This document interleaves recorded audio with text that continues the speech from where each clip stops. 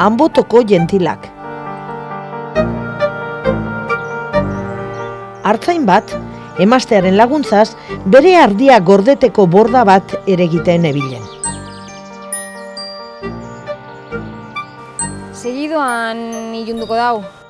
Gaurko zitzi egingo dugu? Bai, gaurkoz nahiko indugu. Goazen afaltzera eta atxeden hartzera. Beharra, alde batera itxi eta biak etxera joan ziran.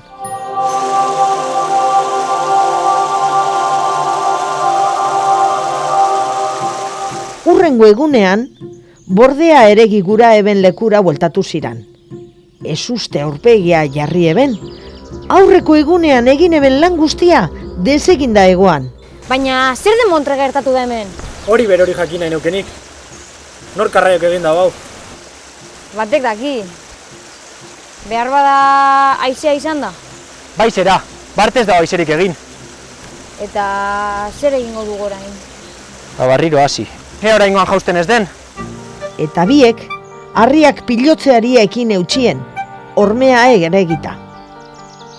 Ordua, heldu zanean, artzainaren emazteak kinu bidez etxera bueltateko ordua zala adierazo eban. Eta biek barriro etxerako bidaiari ekin eutxien. Hurrengo egunean, artzaina eta bere emaztea obrara bueltatu ziran.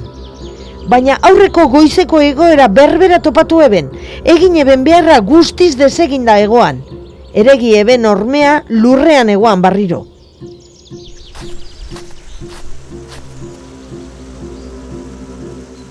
Non horra joten jabilku. Baina nor izan leiteke? Ez dakit baina aurkituko dut.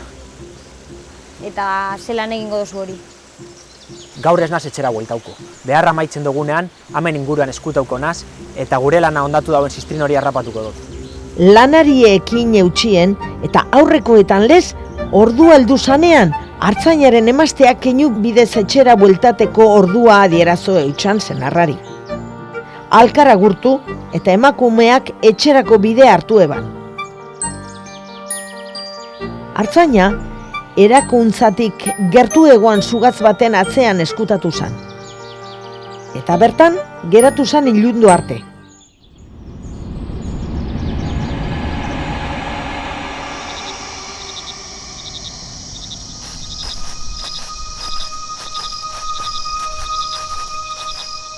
Bat batean, basotik 3 jentila gertu ziran.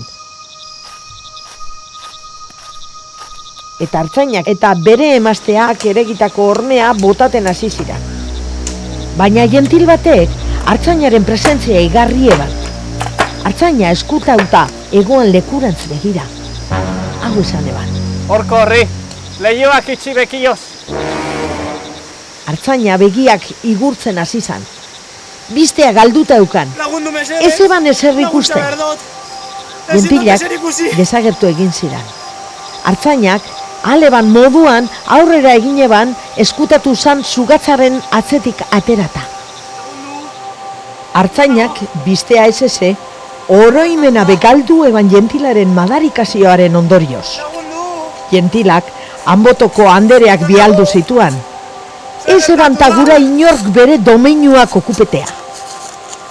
Eta artzaina itxu eta oroimen bari geratu zan betiko